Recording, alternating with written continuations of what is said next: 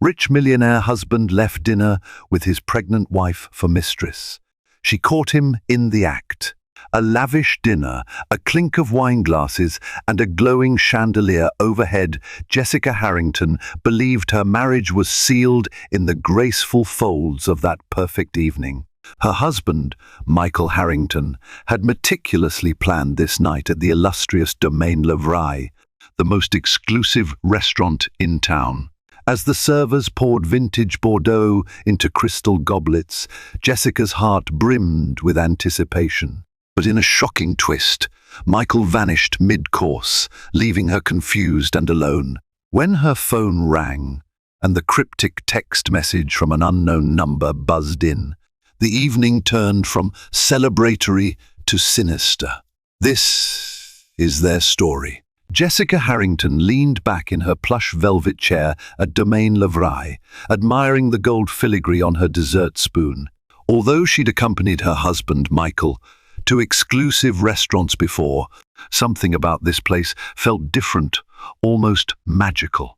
Their table, strategically located near a floor-to-ceiling window, offered a breathtaking view of the city skyline. Jessica's gaze took in the glittering lights that stretched endlessly into the night, reminding her how far she and Michael had come from their humble beginnings.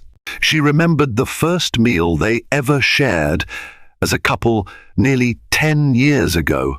They were both fresh out of college, short on cash, and had grabbed cheap Chinese takeout from a hole-in-the-wall place near campus. Yet the memory remained as sweet as the fortune cookies they'd shared. Now, as Michael reclined with a suave confidence, wearing a tailored navy suit that cost more than their first year's rent, Jessica felt both pride and a tinge of nostalgia. Wealth had brought them many comforts, but had it cost them something deeper? Michael's phone buzzed on the table. Jessica watched him glance at the screen, his polished features tightening momentarily. When he looked up again, he plastered on a forced smile. She didn't think much of it. At first, he was a successful entrepreneur, after all, the CEO of Harrington Innovations, with a million things on his plate. But the shift in his expression lasted just long enough to sow a sliver of doubt in her mind. They sipped wine and made polite conversation about Jessica's close friend, Rachel Stone, who was recovering from knee surgery after an unfortunate skiing accident, and about Michael's upcoming conference in Milan.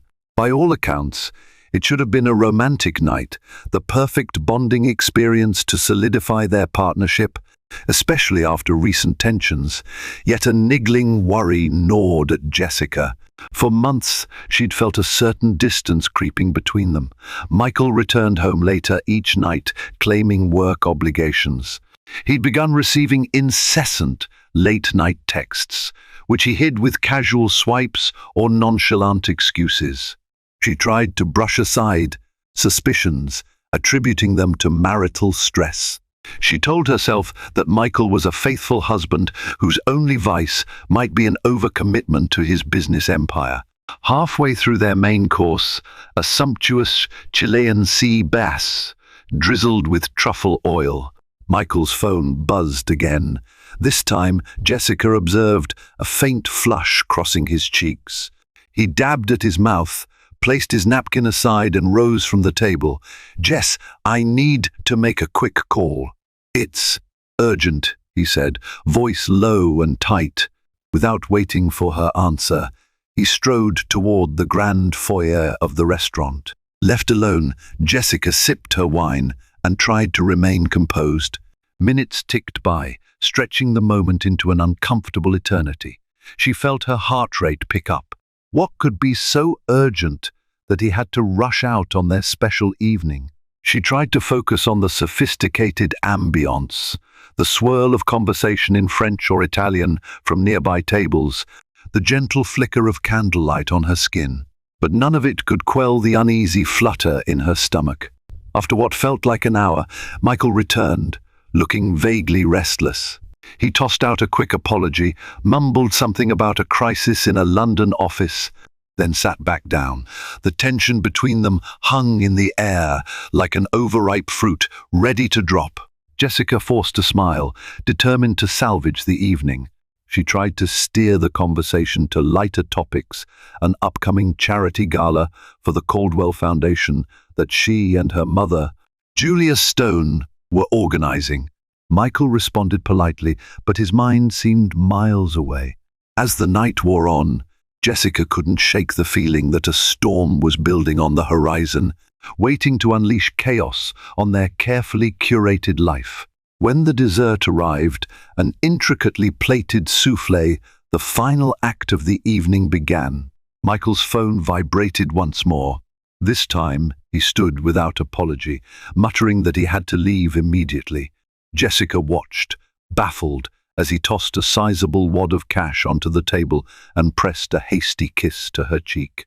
Then he hurried out the door, letting in a gust of cold air that chilled Jessica to the bone. For a long moment, Jessica sat in stunned silence, the sweet aroma of chocolate soufflé wafting around her. She looked at the empty seat across the table and the untouched dessert that was meant to cap their memorable evening. The hush of confusion set in, her heart banging against her ribcage. Mechanically, she pulled out her phone and checked for any messages from Michael, hoping for a quick explanation. Nothing. That was when the glimmer of her phone's screen in the low light grabbed her attention. An unknown number had sent her a message. She blinked, uncertain if it might be related to the big charity event. Jessica tapped it open. The text read, "If you want answers, come to 14th and Bergman Street, penthouse #5. Right now." Her breath caught in her throat. Who could this be? She tried calling the number, but it went to voicemail. The message was cryptic and urgent, and her mind raced with scenarios. Was Michael in trouble? Was this some twisted business scheme to lure him away from the restaurant? Anxiety spiked through her veins. A primal protective instinct for her husband battled the swirl of doubts that had been plaguing her for months.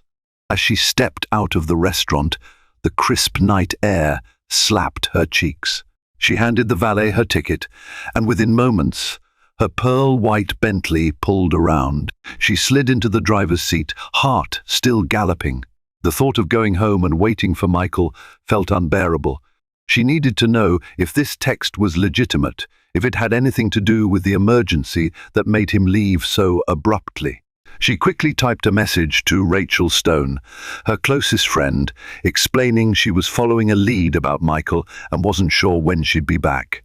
Rachel, though still recovering from surgery, responded almost immediately, "Be careful, Jess. Let me know the minute you find anything out." With that, Jessica steered her Bentley out of Domaine Levrai's valet circle and onto the busy streets. The route to Bergman Street was congested with night owls and weekend revelers, but she navigated it as calmly as she could, though her hands trembled on the steering wheel. She recalled some of the tense moments over the past few months, Michael's vague excuses, his secretive phone calls, and how he'd grown so distant in their bed at night. Could there be a reason beyond business stress that explained his detachment? Arriving at 14th and Bergman, she parked in front of an upscale condominium tower that soared into the night sky. Despite the building's grand facade of steel and glass, a knot twisted in her stomach. She asked the doorman if there was a penthouse #5 and if her husband had arrived. The doorman, after checking her ID and verifying that her name was on the occupant's guest list, waved her in. The elevator glided up to the top floor with a soft chime at each level. Jessica's heart hammered so hard she feared it would echo in the quiet lift. She thought about calling Michael, but her pride and a latent fear of hearing something she didn't want to held her back. She needed to see this through alone. At the top floor, the penthouse hallway was hushed and plushly carpeted. The door to #5 was set at the far end of a gleaming corridor lined with modern art. Each step she took felt heavier than the last. Finally, she reached the door, noticing the subtle golden plaque that read Penthouse #5. She lifted her trembling hand to knock, but before her knuckles touched the polished surface, the door swung open. A woman with dark hair, striking green eyes, and a tight-fitting black dress stood in the threshold. Jessica's stomach clenched. The woman eyed her calmly, like she'd been expecting her. "Jessica Harrington?" she asked, her voice low and sultry. Jessica swallowed. "Yes." The woman's red lips curled into a chilling smile. "I'm Veronica Marsh. I believe we have a mutual acquaintance. Come in." Without waiting for a response, she stepped aside to let Jessica pass. Jessica stood at the doorway for a brief second, the weight of her next step pressing upon her conscience. Instinct told her to turn and run, but curiosity and fear shoved her forward. She entered, her chest tight, her mind bracing for the answers she both needed and dreaded to learn. Inside Penthouse #5, Jessica found herself in a vast living area bathed in muted golden light. Floor-to-ceiling windows revealed a stunning panorama of the city skyline, but Jessica couldn't focus on the view. All her attention zeroed in on Veronica Marsh, who crossed the room with a feline grace. A sleek marble table at the center held a silver champagne bucket and 2 flutes. Jessica's heart pounded as she wondered if one of them had been used moments ago by Michael. "Why am I here?"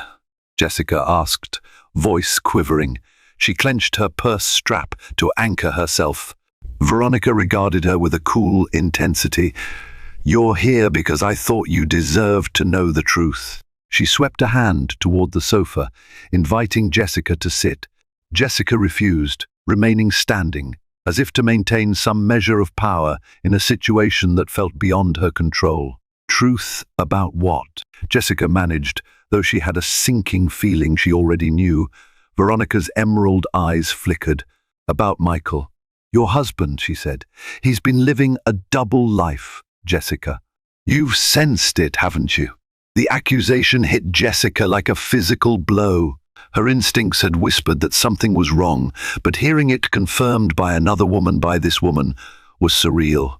She opened her mouth to demand proof, to defend her husband, to yell, but words failed her. Veronica took her silence as permission to continue. "I've been seeing him for 6 months. It started as casual, nice dinners, late-night meetings in hotels, but it turned into something deeper." She paused to let that sink in. "I won't lie and say, I didn't know he was married. He made no secret of you, but he insisted he was. Unhappy that he'd leave you soon." A profound sense of betrayal surged through Jessica. Her vision blurred with tears she refused to let fall. She tried to speak, but her throat felt constricted by shock and fury. How could Michael do this? Was this woman telling the truth, or was she some liar seeking to blackmail them? Why are you telling me this?" Jessica asked, forcing each word out carefully. "If you're with him, why expose it?" Veronica's lips twisted into a bitter half-smile. "Because love is never simple, and Michael Harrington isn't who I thought he was. He promised me things, talked about building a future, then disappeared whenever it suited him. I started suspecting he was hiding not just you, but other secrets. That's when I realized I wasn't the only woman in his life." She let that damning statement linger. Jessica closed her eyes, struggling to steady her breath. It was one thing to suspect an affair, it was another to be confronted with it so blatantly. Before she could gather her thoughts, the sound of a key rattled in the lock at the front door snapped her attention to the hallway. Michael Harrington himself stepped inside, his eyes wide with disbelief when he saw Jessica standing there. He froze, looking from Veronica to Jessica, then back to Veronica again, his face pale as though he'd just walked into a nightmare. A tremor coursed through him, and he let his briefcase slip to the floor with a heavy thud. "Jessica," he breathed, his voice laced with panic. What are you doing here?" Jessica's shoulders trembled. A swirl of confusion and anger contorting her features. Words refused to form in her mouth. Instead, she shot a burning glare at him. Veronica folded her arms, leaning against the wall with a victorious smirk, as though enjoying the show. He turned to Veronica, desperation etched on his face. "Veronica, what is this? Why would you?" The dark-haired woman cut him off. "I told you, Michael, I'm not going to be your dirty little secret. I've given you too many chances. You said you'd end things with Jessica, remember?" She eyed Jessica then, her voice dripping with mock sympathy. "But since he hasn't, I decided to do it for him." A choking sound escaped Jessica as she finally found her voice. "Michael, is she telling the truth?" She flicked a tearful glance between them. Are you really involved with her?" He closed his eyes, pain and regret carving lines in his otherwise composed features. "Jess, I'm sorry. It's complicated. I never wanted you to find out this way." The confession fell like a sledgehammer, cracking the polished veneer of Jessica's life. She felt a visceral ache broom in her chest, the sense that the foundations of her world were crumbling beneath her. So many questions flashed through her mind. Why did he do this? Were their years together a lie? Was she not enough? Veronica's next words were an icy hiss that sliced through the tension. "You want to know the real reason I called you here, Jessica? Because I found out about his other mistress, and I knew right then that if he lied to me and he lied to you, there's no telling who else he's been fooling. I'm done being a pawn in his games." Jessica's knees went weak, and she sank onto the sofa, her breath ragged. Another mistress? The revelation threatened to capsize her completely. All she could do was stare at Michael, the man she once believed was her soulmate, the man who had held her hand through life's storms. In that moment, she recognized that the life they had built might be little more than a house of cards, and it was already tumbling down. The harsh light of morning found Jessica Harrington in her kitchen, numb and running on autopilot. She had left Penthouse #5 the night before in a haze, ignoring Michael's frantic pleas for her to stay and talk. She couldn't bear to look at him, not after hearing the confessions that poured out of Veronica's mouth. Now, as the sun climbed over the horizon, a cold emptiness settled in Jessica's chest. She took a deep breath and stared at her reflection in the window, puffy eyes, tear-streaked cheeks. She felt like a woman who had aged overnight. Part of her wanted to hide in bed, ignoring the reality that threatened to drown her. But an even stronger part demanded she face it head-on. Her phone buzzed insistently on the marble countertop. The first call was from Rachel Stone, worried about her friend's abrupt disappearance the night before. Jessica answered with a trembling voice, promising to explain everything soon. Next came a call from a name that made Jessica's heart constrict. Michael. She let it ring, her mind too raw to endure more heartbreak. And so it continued. The phone danced across the counter with notifications, each a reminder that her life was no longer stable. Finally, she swiped to answer one of Michael's calls, desperation fueling her need for answers. His voice came through the line, rough with fatigue. "Jessica? Thank God. I'm sorry about last night. Can we meet somewhere and talk?" She closed her eyes, the memory of Veronica's revelations pounding in her mind. "Is it true?" she whispered. "Everything?" A pause, a ragged exhale. "I'll explain everything, but can we do it in person, please? I need to see you." The pain was too fresh, too pungent. "I can't handle looking at you right now," she admitted, her voice cracking. "But I do want answers." They decided on a neutral location, a quiet corner table at the Glass Garden Cafe, a place Jessica loved for its airy decor and tranquil fountain. By the time she arrived, a grim-faced Michael was already seated, stirring his coffee endlessly. Jessica slid into the seat opposite him, her posture rigid. She could barely meet his gaze. He looked terrible, circles beneath his eyes, hair disheveled. Perhaps he'd slept as little as she had. For the first few seconds, they sat in a painful silence, each swallowing words that refused to come out. Michael finally broke the stalemate. "I know you must hate me," he said, voice trembling. "I'll do anything to fix this, Jess. Just, please let me explain." Jessica wrapped her hands around the warm mug of tea the waitress had just placed in front of her. She'd once taken comfort from Michael's presence, a sense of security in their partnership. Now she felt only tension. "Start talking," she said in a clipped tone. "And don't lie." He nodded, swallowing. "I met Veronica at a business party last year. She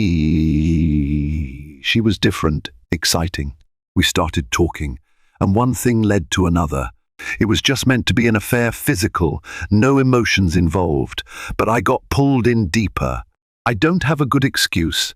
I was feeling off in our marriage, like you were drifting away from me. I wanted someone who looked at me like I was still remarkable." Jessica's jaw tightened, tears burning at the corners of her eyes. "So you blame me for your infidelity?" she managed in a sharp whisper. Michael shook his head fervently. "No, that's not what I'm saying. It's not your fault. I'm only explaining what was in my head at the time. I know it's selfish and wrong." Her gaze flicked to the passing pedestrians outside, who walked by obliviously, each living their own lives. "She said you have another mistress," Jessica said, her words feeling heavy. "Is that true?" His face paled, and she saw guilt etched into his features. I didn't mean for it to happen. It started way before Veronica. It's complicated. Jessica's world spun. Another affair before Veronica?" She pressed her fingertips to her temple, a headache building behind her eyes. The betrayal was deeper than she'd imagined, a labyrinth of hidden sins. "Who is she?" Her tone was empty, hollow. Michael looked down, the swirling coffee in his cup reflecting the turmoil in his mind. "Her name is Alyssa. She lives in Chicago. We'd see each other whenever I had business trips there. But that ended a year ago, I swear." Jessica's breath came in shallow bursts. She felt as though a vise was tightening around her lungs. She wanted to scream, or perhaps to run, but she also needed answers, closure, anything to make sense of this chaos. "Why?" she whispered again. "Why do all of this?" He reached across the table, but she snatched her hand away before he could touch it. His fingers curled back, trembling. "I don't know," he admitted, eyes brimming with regret. "I was restless. I chased excitement. I never meant to hurt you like this. You have every right to leave me, Jessica, but I'm asking no. I'm begging, give me a chance to make it right." Jessica stared at him, anger and sorrow warring within her. The man who had once been her biggest ally, her best friend in a cutthroat world, was now a stranger who had shattered her heart. "I don't know if I can," she replied, voice barely audible. "I don't know if I want to." In that raw, excruciating moment, it became starkly clear. The consequences of Michael's betrayal were only just beginning to surface, and the fallout would spread far beyond the two of them. A muffled sob echoed through the lavish dressing room as Jessica Harrington tried, with quivering hands, to pack a weekend bag. She had retreated to the closet suite, adjoining their master bedroom, once a sanctuary of prized designer dresses and shoe collections, to gather her thoughts. Now, every garment she touched seemed infused with memories of a happier marriage, mocking her with their bright colors. Unable to bear the silence of the house, she flicked on the TV in the adjacent bedroom. A news anchor's voice drifted in, announcing stock fluctuations and celebrity breakups. Irrelevant chatter, yet it anchored her to a semblance of normalcy while her life spun out of control. She rummaged for comfortable clothes, scanning the rows of expensive jackets Michael had insisted she buy. Each outfit was a small trophy of their wealth, their polished public persona as the Harringtons' power couple and philanthropic darlings of the city. She wanted to tear them from their hangers, fling them into a bonfire, rage at them for symbolizing a lie. But she knew none of this was the clothes' fault. The anger she felt belonged to Michael's deceit. A light knock on the door startled her. She froze, her breath catching. Maybe Michael had returned early from the office, still desperate to talk. The last thing she wanted was another confrontation right now. She squared her shoulders, prepared to slam the door in his face if it was him. Instead, the door opened to reveal Tracy Caldwell, a dear family friend, and one of the main benefactors of the charity gala that Jessica was organizing. Tracy's kind, motherly demeanor softened the moment. She had apparently let herself in with the spare key. Jessica had given her months ago for emergencies. Seeing Jessica's tear-stained cheeks, Tracy rushed forward, enveloping her in a supportive hug. "My goodness, Jessica, I had no idea things were this bad. Rachel told me something had happened, but not the details," she said softly, rubbing Jessica's back. Jessica burrowed into the warmth of Tracy's embrace, tears escaping her eyes anew. I don't even know where to start," she managed between shaky breaths. Tracy guided her over to the chaise lounge in the bedroom. They sank down together, Jessica holding one of her half-packed duffel bags in her lap like a shield. She explained, haltingly, about Michael's affairs, plural. Tracy listened quietly, eyes growing wide in shock and anger. It felt somewhat cathartic to lay bare her humiliation and heartbreak to someone who wouldn't judge her. "Oh, Jessica," Tracy murmured, patting her hand. "That man has put you through hell. Have you considered your next steps?" "I don't know," Jessica admitted. "Part of me wants to file for divorce immediately. Another part wants to confront him again, to make him tell me everything. Then there's this tiny, irrational part that—" She paused, biting her lip. "That still loves him." Tracy nodded sympathetically. "Love doesn't vanish overnight, dear. But trust is shattered. You need time to process this. And please, don't blame yourself or let him manipulate you. His mistakes are his own." Jessica gazed at the floor, as though searching for answers in the swirls of the Persian rug. "I might stay at Rachel's place for a while, or maybe get a hotel. I can't be here with Michael. But I also can't just run away from my own house, can I?" Tracy squeezed her hand. "You do what you need to heal. If that means leaving this space of shared memories, so be it. And if there's any way I can help arranging a private stay somewhere, even putting you up in my guest house, I will." Moved by the offer, Jessica felt tears sting her eyes again. The swirl of confusion, pain, and residual love for Michael battled within her chest, making each decision feel monumental. She thanked Tracy and promised to keep in touch. The older woman left soon after, instructing Jessica to rest and reminding her that she wasn't alone. Alone again, Jessica resumed packing, more resolute this time. She grabbed essentials, clothes, toiletries, her laptop, and zipped up her bag.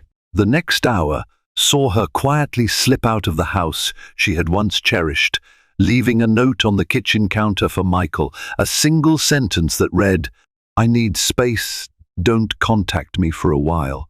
As she climbed into her car, the gravity of her decision pressed down. In the rearview mirror, she saw the large wrought iron gates close behind her, shutting out a life she could no longer call her own. For now, she was heading into an unknown future, clutching onto the hope that somewhere, somehow, she would find clarity amid this devastation. Jessica stared at the swirling patterns in the foam of her latte, the bustle of the small cafe providing a soft cacophony that she found oddly comforting. She had decided against staying with Rachel, not wanting to burden her while she was still recovering from knee surgery. Instead, she rented a suite in a boutique hotel, a cozy hideaway on a quiet street near the city's cultural district. It had been 3 days since she'd left the house. 3 days of deliberately ignoring the flood of calls and messages from Michael. During the first night at the hotel, she had hardly slept, haunted by images of him intertwined with Veronica or whispering sweet nothings to some unknown woman in Chicago. She felt rage, heartbreak, and despite everything, a gnawing sense of longing for the life they once had.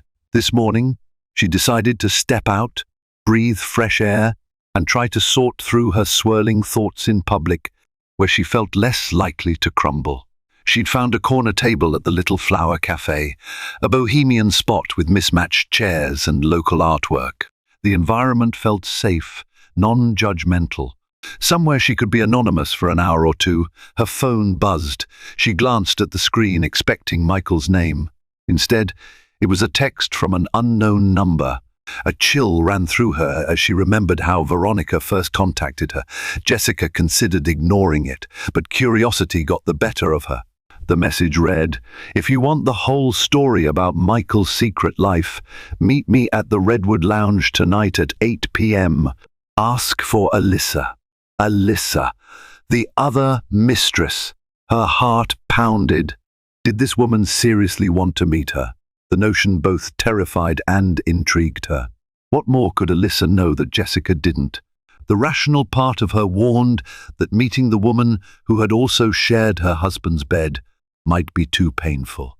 But a stronger, needier side argued that information was power. If she was to decide on her future, she needed to know every detail of Michael's betrayals. Before she could overthink it, she typed a reply, "I'll be there." That evening, Jessica arrived at the Redwood Lounge, a dimly lit cocktail bar known for its vintage charm.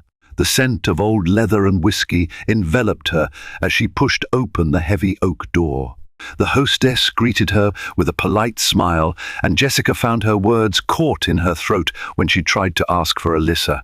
She realized her nerves were on edge, like she was stepping into an alternate reality.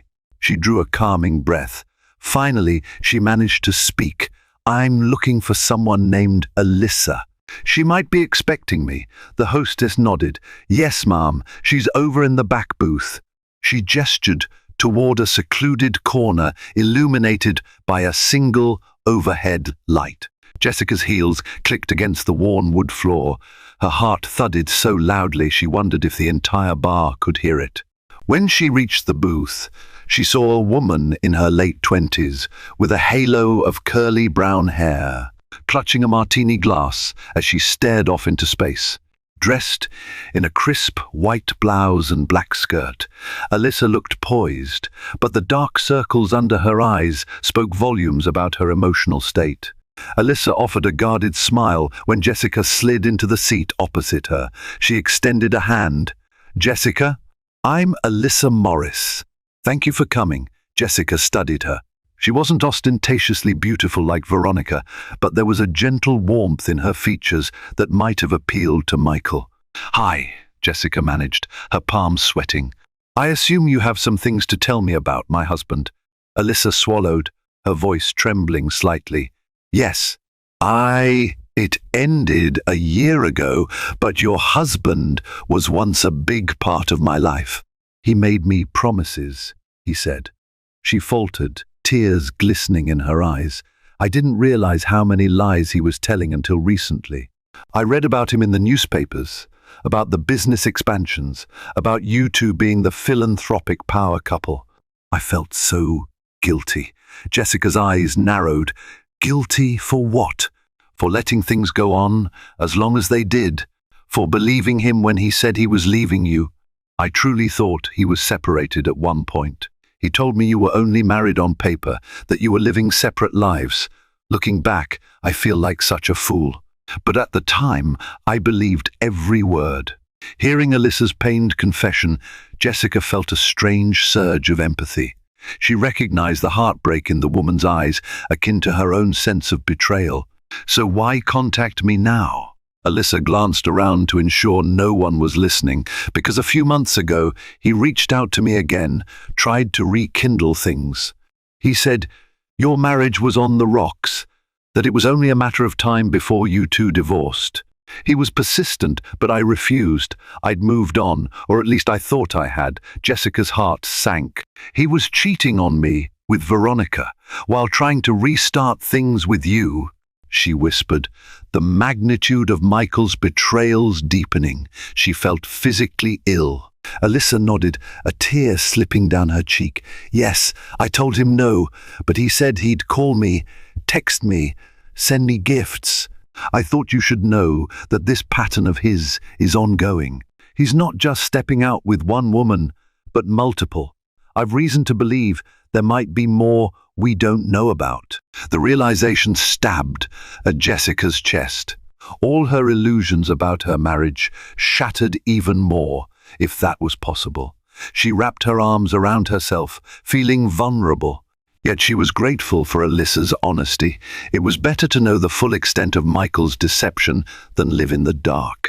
Alyssa downed the rest of her martini and set the glass aside. I'm so sorry for your pain, Jessica.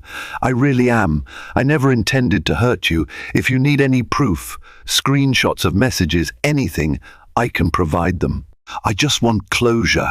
Jessica closed her eyes briefly, inhaling the smoky air of the lounge. Part of her wanted to run out the door and never look back. Another part wanted to gather everything Alyssa could give her to confront Michael with undeniable evidence, so he could never talk his way out of this. She opened her eyes, meeting Alyssa's gaze. Yes, please. Anything you have. I thank you for meeting me. In that dimly lit booth, two women whose lives had been upended by the same man found a fragile bond. And for Jessica, the last remnants of her trust in Michael Harrington dissolved, replaced by cold resolve to hold him accountable. The next morning, Jessica awakened feeling strangely clear-headed. The Redwood Lounge meeting with Alyssa had been jarring, yet it fortified her resolve. She had to confront Michael properly, armed with the knowledge and evidence she now possessed. She spent the early hours poring over the screenshots Alyssa had sent her, text after text of Michael's insistent pleas for Alyssa to meet him, peppered with empty promises. Jessica felt nauseated reading them, but also oddly empowered. This was proof. She wasn't imagining things or letting jealousy cloud her judgment. The husband she thought she knew was indeed carrying on multiple affairs.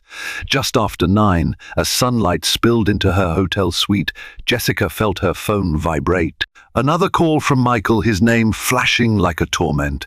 This time, she answered with steely determination. "Jessica!" he exclaimed, relief evident in his voice. "Thank God, I've been worried sick. Where are you?" She paused, letting the silence drag. "Somewhere you can't lie to me," she said at last. "I know about your attempt to reconnect with Alyssa. She contacted me." "I've seen the messages, Michael." He started to speak, but she cut him off. "Let's meet at the Caldwell Foundation's office downtown. It's a public place, but we can have some privacy to talk. I'm done hiding. I'm done with secrets. You want a chance to fix this? Show up and be honest." Her voice shook with anger. She ended the call before he could respond. They agreed to meet at noon. Jessica dressed in a tailored black suit, the kind she wore for professional engagements, an armor of sorts. She pulled her hair into a tight ponytail and added minimal makeup, determined to face him unflinchingly. An hour later, she stood in the Caldwell Foundation's boardroom. It was a sleek space with frosted glass walls and a large oak table. The hum of office chatter buzzed outside, a constant reminder that she was in a professional environment, not at home where emotional outbursts could run wild. She chose this venue precisely to maintain composure. Michael entered, looking more disheveled than ever, tie askew, dark stubble on his chin, eyes rimmed with exhaustion. He hesitated by the door, uncertain. Seeing him again stirred conflicting emotions in Jessica's chest, heartbreak, anger, and the faint echo of love. "You look good," he said awkwardly, stepping forward. "Jessica, I'm so sorry. Where do we even start?" She gestured for him to sit at the table's far end, ensuring a physical distance between them. She laid the printed screenshots in front of her, tapping them pointedly. "Here's where we start. You told me you ended things with Alyssa over a year ago. But you tried to restart that affair while you were still seeing Veronica. How many more are there, Michael? How many women have you lied to me about? He sank into the chair, raking a hand through his hair. Just those two, he said, eyes downcast. I know I sound ridiculous now, but I swear there's no one else. She studied him, her anger simmering. Why can't I believe you? She asked, more to herself than to him. You've woven such a dense web of lies. Even if you swear it on your life, I have no reason to trust you. Michael nodded, tears welling up. I understand. I know trust is broken. But Jess, these affairs weren't about love. They were about my own insecurities. Our life, our success, it felt like we were drifting. I needed validation, excitement. I made stupid, selfish choices. But I never stopped loving you. Jessica felt her eyes burn, tears threatening, but she blinked them away. You keep saying you love me, yet you betrayed me over and over. That's not love, Michael. He hung his head. I know. I wish I could take it all back. A silence stretched, heavy and suffocating. Look, he continued, I'll resign from Harrington Innovations if that's what it takes. I'll go to therapy, anything. Just don't give up on us, please. Jessica let out a trembling breath. The ring on her finger felt like 1,000 pounds, a glaring symbol of vows that now felt meaningless. I'm not making a decision right this moment, she said, her tone measured. But don't think you can waltz back into my life expecting forgiveness. Your actions have consequences. Michael nodded, tears slipping onto his cheeks. If I could move mountains to fix this, I would. She stared at him, not unmoved by his apparent remorse. But she had seen too much pain, too many receipts of his duplicity, to simply allow him to atone in one tearful plea. I've already spoken to a lawyer, she said quietly, watching as his face crumpled. I want to see if legal separation is an option before we decide anything about divorce. We might do counseling if I feel there's any chance, but I will not be rushed. He swallowed, face ashen. I understand. With that, Jessica rose from her seat. She gathered the screenshots and slipped them into a folder. I'm leaving now. I suggest you take a break from Harrington Innovations for a while. Let your board handle things. Use that time to get yourself straight. You can't fix our marriage until you fix whatever's broken inside you. Michael stood as well, voice trembling. I'll do whatever it takes, I promise. Yet promises felt hollow. Jessica walked out of the boardroom, her heels clicking on the polished floor. Though tears pricked her eyes, she held her head high until she reached the elevator. Once inside, she leaned against the metal wall, heart pounding, uncertain whether she was walking away from her marriage forever or stepping onto the first rung of a long, grueling ladder toward a fragile, uncertain reconciliation. 2 weeks elapsed. Jessica remained in her hotel suite, deliberating her next steps. She did meet with an attorney, a poised woman named Simone Fletcher, recommended by her mother, Julia Stone. Simone laid out Jessica's options: a formal separation, a divorce, or an attempt at reconciliation with a legally binding postnuptial agreement, something to protect her interests if Michael relapsed into infidelity.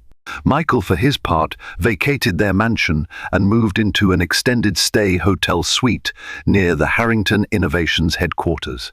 Word around town was that he had taken an indefinite leave of absence, citing personal reasons. Gossip swirled, but the specifics remained a mystery to the public. Meanwhile, Jessica tried to maintain a semblance of normalcy. She threw herself into charity work, focusing on the upcoming Caldwell Foundation Gala. The event was a month away, and there was plenty to keep her busy selecting the venue, coordinating with caterers, managing the guest list. Every hour she spent on these tasks was an hour she didn't spend dwelling on Michael's betrayals. Yet the nights brought no relief, her sleep haunted by restless dreams. She'd wake in a cold sweat, the memory of Veronica's cruel smile or Alyssa's tearful confession echoing in her mind. Some nights she dreamed of the early days of her marriage, when Michael was the bright, ambitious young man she adored. She'd awaken, tears soaking her pillow, the heartbreak fresh again. On a brisk Wednesday afternoon, a text flashed on her phone. "Jessica, it's Veronica. We need to talk. Urgent." She nearly dropped the phone. Veronica had been silent since the night Jessica caught Michael in her penthouse. Why reach out now? Jessica's initial instinct was to ignore the message, but curiosity prevailed. "What do you want?" she typed back. Veronica responded immediately. "It's about Michael. He's in danger. Can we meet?" A spike of dread shot through Jessica. In danger was a vague phrase that could mean many things. She wrestled with whether to respond. She felt no desire to see the woman who'd helped shatter her marriage. Yet what if Michael genuinely needed help? They arranged to meet at a public space, a trendy juice bar near the financial district. Jessica arrived first, nerves coiling tight in her stomach. She noticed Veronica the moment she walked in, tall, raven-haired, wearing a crisp designer blazer. She wore oversized sunglasses, as though trying to avoid recognition. They sat in a corner booth with minimal pleasantries. Jessica couldn't help but glare at the woman who had lured Michael away from her dinner that fateful night. But Veronica's expression was uncharacteristically grave. "What's this about, Veronica?" Jessica asked coldly. "What danger is Michael in? Because I'm not interested in more drama." Veronica fiddled with her straw, her voice trembling. "It's not just drama. After that night you found us, I cut ties with Michael. But recently, I got a tip from a source at Harrington Innovations. Something about an investor who's targeting Michael personally, someone who learned about his affairs and is using it against him. There's talk of blackmail or sabotage of some upcoming merger. I'm not entirely sure, but it's serious." Jessica frowned. "Blackmail? By whom?" Veronica shrugged, frustration etched in her features. "I'm trying to find out, but the rumor is that it's someone powerful, a competitor or maybe even a partner, who wants to exploit Michael's vulnerabilities for financial gain. Look, I know you hate me. You have every reason to, but I never wanted him harmed. This is bigger than the three of us." Jessica's thoughts churned. It wasn't surprising that Michael's scandalous personal life could be used against him in a corporate sphere. He had built a multi-million-dollar empire, and enemies were inevitable. "Why come to me?" Jessica asked, her tone still wary. "Why not warn Michael directly?" Veronica lowered her gaze. "He won't take my calls," she admitted quietly. "And even if he did, he wouldn't trust me. But he might listen to you." Jessica sighed, rubbing her temples. "Honestly, I don't owe him anything right now. He's the one who betrayed me. Why should I risk my peace to protect him from something he brought on himself?" Veronica nodded, acknowledging the fairness of the question. "I get it. But you know, Michael, despite everything, he's worked his entire life to build Harrington Innovations. If this sabotage is real, it could ruin more than just him. Employees, partners, philanthropic programs, everything. And you're still connected to him, even if you end up divorcing. If Harrington Innovations falls, you'll be caught in the crossfire too." Jessica felt a jolt of apprehension. She'd never been in business herself, but she understood the stakes. Countless people depended on Michael's company for their livelihoods. The charitable foundation she was so involved in often partnered with Harrington Innovations to fund community projects. If the corporation collapsed, so would many of the philanthropic ventures dear to her heart. She drew a long breath. "All right, I'll talk to him.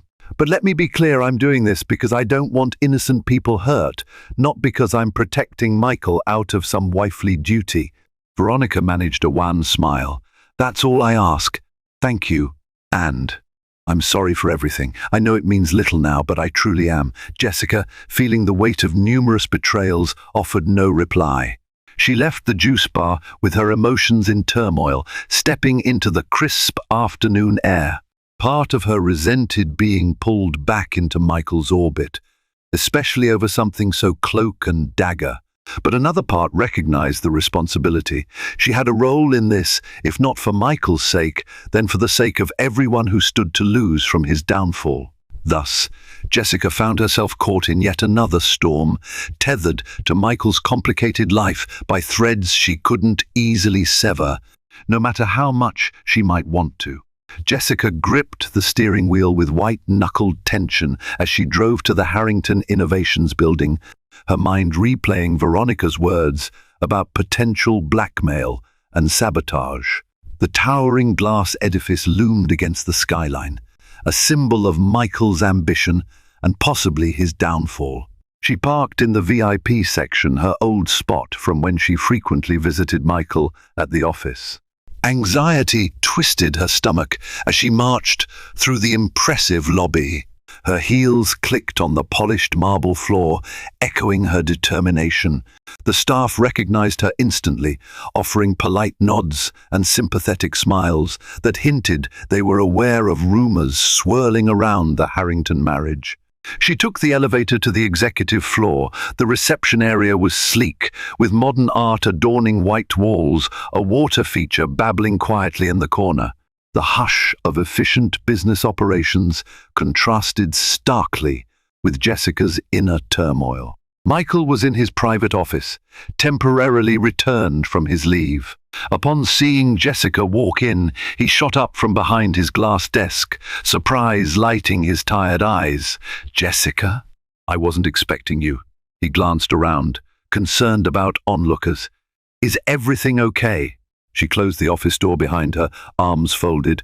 "We need to talk, but first, are you aware someone might be blackmailing you, using your personal indiscretions as leverage?" He blinked, his brow creasing with confusion. "Blackmail? Where is this coming from?" "Veronica reached out to me," Jessica admitted, bracing herself for his reaction. "She claims there's a powerful investor or competitor using your private affairs as a weapon. She seems convinced it's more than idle gossip." Michael's face paled. He slumped into his chair, scrubbing a hand over his mouth. I've heard whispers that the upcoming mergers have hit unexplained snags, but I assumed it was normal corporate rivalry. I've even had a few messages hinting that my personal life could become public knowledge if I don't scrap certain deals. But I thought it was just rumor, empty threats from disgruntled parties. Jessica perched on the edge of a visitor's chair, her posture rigid. "It might not be empty. If people know about your affairs, or worse, if they have proof, they could blow up your reputation. That's enough to kill a merger and tank your stock prices. What's your plan?" He pressed his lips together, fear flickering in his eyes. "I'm not sure. The board is already anxious about the delay in finalizing the Redwood Biotech merger. If these threats have any real teeth, it could collapse everything I've built. I can't let that happen." She nodded. "Your reckless actions put you in this vulnerable position, but I also don't want Harrington Innovations destroyed. Too many people depend on it, including me, in a way." She swallowed, the words bitter on her tongue. "I came here because I need to know what steps you're taking to safeguard the company, and by extension, everyone tied to it."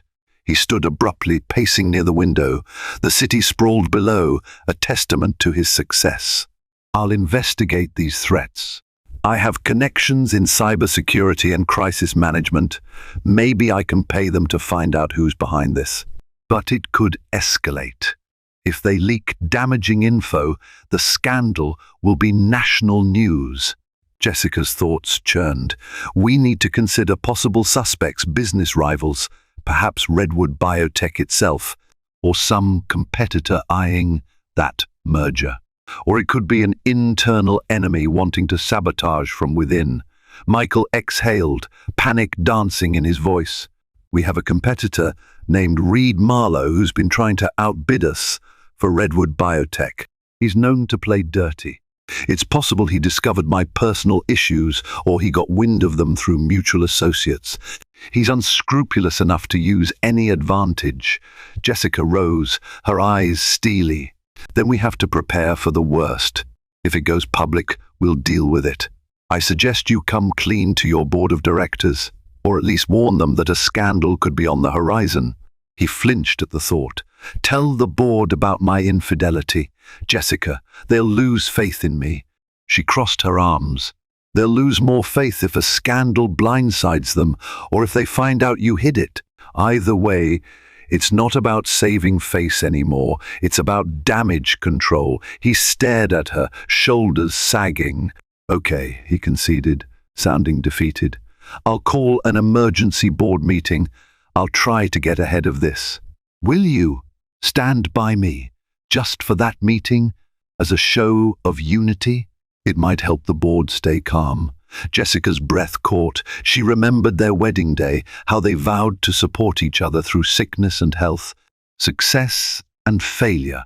Now, in the face of his grievous sins, he was asking for her help in saving his corporate empire.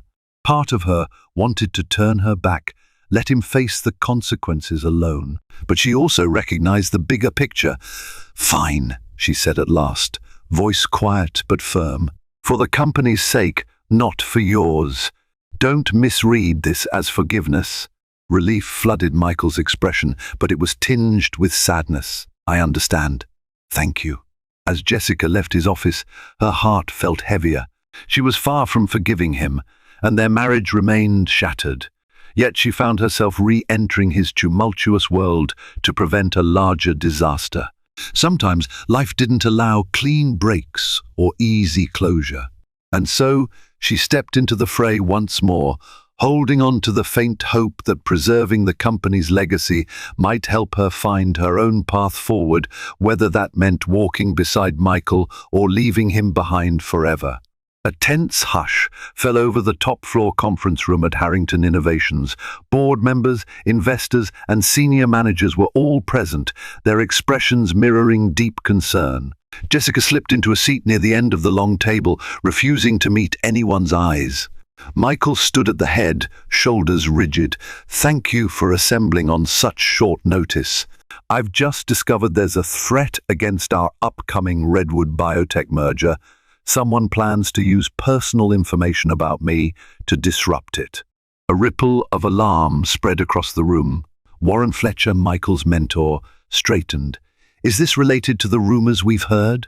Michael nodded, swallowing hard. Yes, my personal failings, extramarital affairs, are being leveraged to undermine this deal. I take full responsibility. An uneasy silence followed. Finally, Cynthia Lau spoke up, her tone cool. This could shake investor confidence. How do you propose we move forward? Michael's gaze flicked to Jessica, who kept her face impassive. To protect the merger, I'll step aside and appoint an interim CEO if the board agrees. Warren, would you fill that role while I handle the crisis? After a round of tense discussion, the vote passed. Warren Fletcher was named interim CEO, and Michael would focus on damage control. Before adjourning, Michael cleared his throat. I also want to thank Jessica for standing by this company today. She offered no direct acknowledgement, her expression resolute. The board dispersed, directors whispering among themselves as they filed out. Approaching her, Michael spoke softly, exhaustion etched in his features. Thank you for supporting this. I know it isn't easy. Jessica rose, lifting her chin. You owe it to everyone here to fix what you've broken. Don't make me regret being part of this solution. Without waiting for a reply, she exited the conference room. Whispers and curious stares trailed her as she walked away. Though her heart still ached from betrayal, she knew she'd done the right thing at least for the countless people depending on Harrington Innovations to weather this storm. Time has a way of revealing truths we never expected. Jessica thought her marriage was her safe haven, but it became the storm that tested her limits. Betrayals, secrets, and the hovering threat of scandal pushed her to confront uncomfortable realities and herself. Yet amid the turmoil, a flicker of hope remains, a chance for healing, redemption, or at least clarity.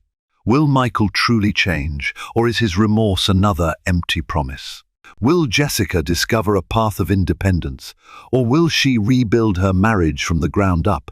Only time will tell if love can conquer deceit, or if walking away is the stronger choice.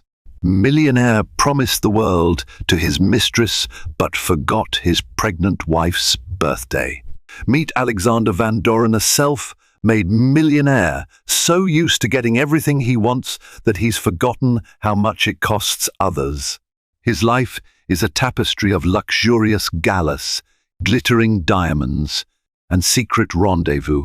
But beneath the polished veneer, he's about to discover that a man who can buy the world might lose what truly matters most. Driven by obsession, he dares to promise the world to his radiant mistress, all while ignoring the quiet heartbreak of his pregnant wife. When a forgotten birthday sets off a chain of cataclysmic events, Alexander's world careens toward disaster.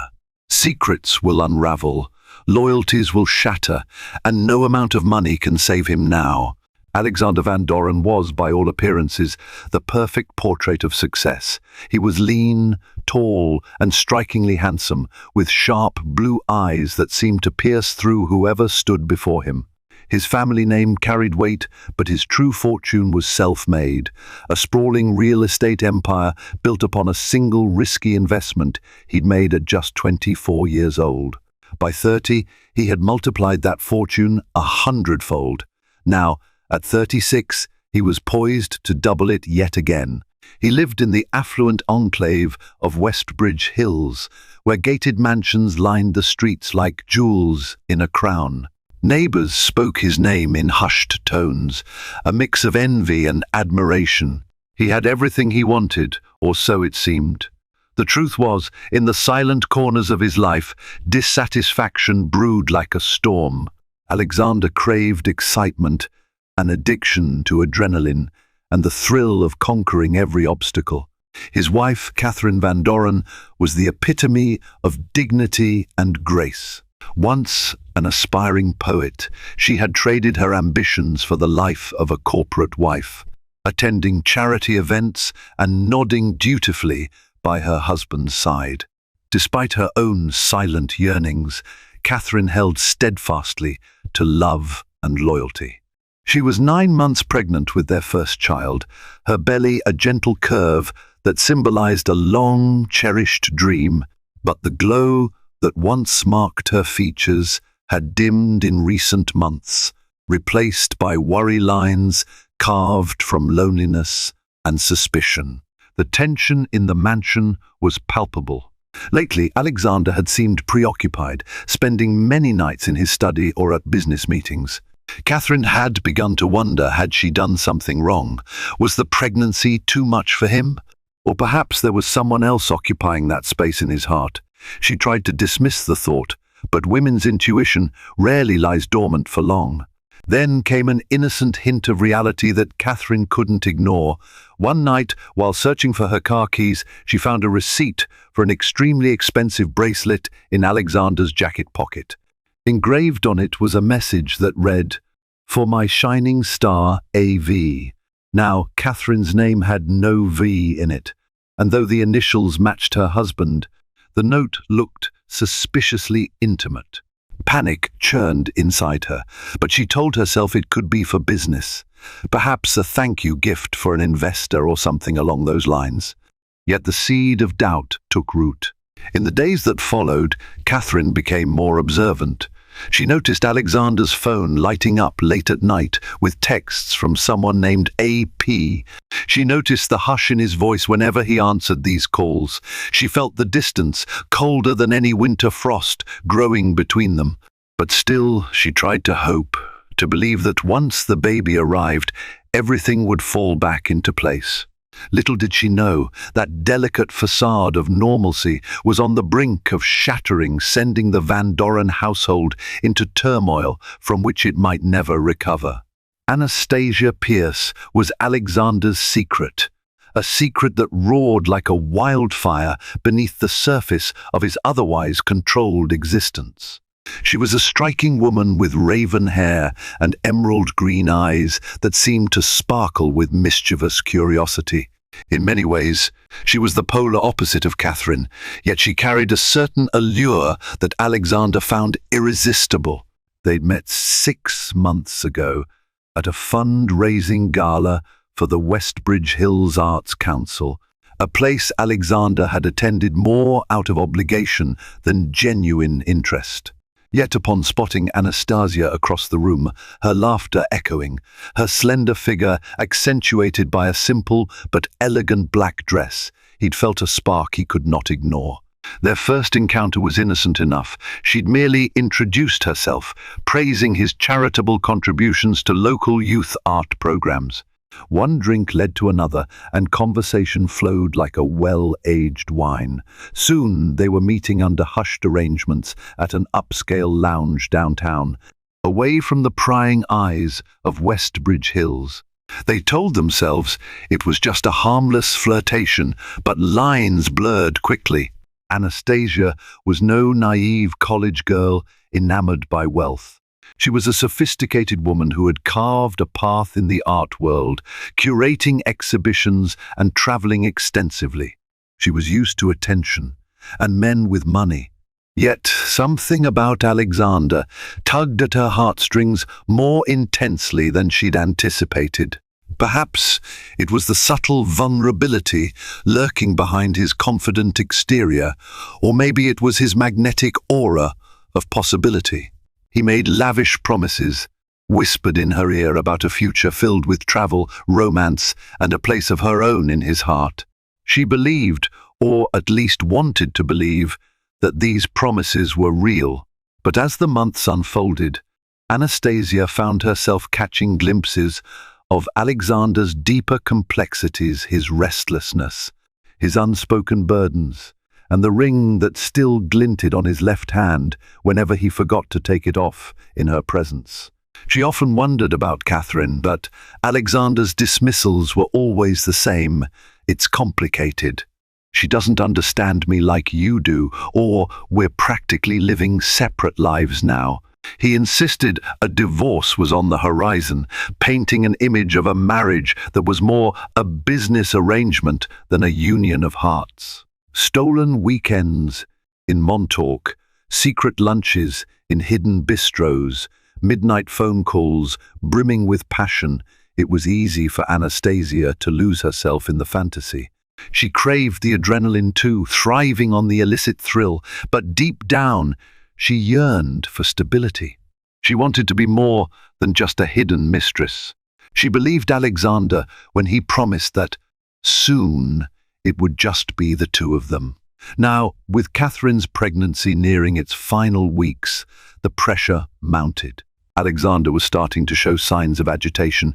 He was jumpy, glancing at his phone every few minutes, always on alert. Anastasia felt the simmer of urgency in their conversations, as if a storm was about to break, yet she held fast to the illusions he'd spun around her. After all, he was Alexander Van Doren, the brilliant millionaire who had never failed in any venture. If anyone could make impossible dreams come true, it had to be him. What she didn't know was that behind the bravado, Alexander was dancing on thin ice, and every step threatened to plunge them all into the freezing darkness beneath. Back at the Van Doren mansion, the tension thickened with every passing day.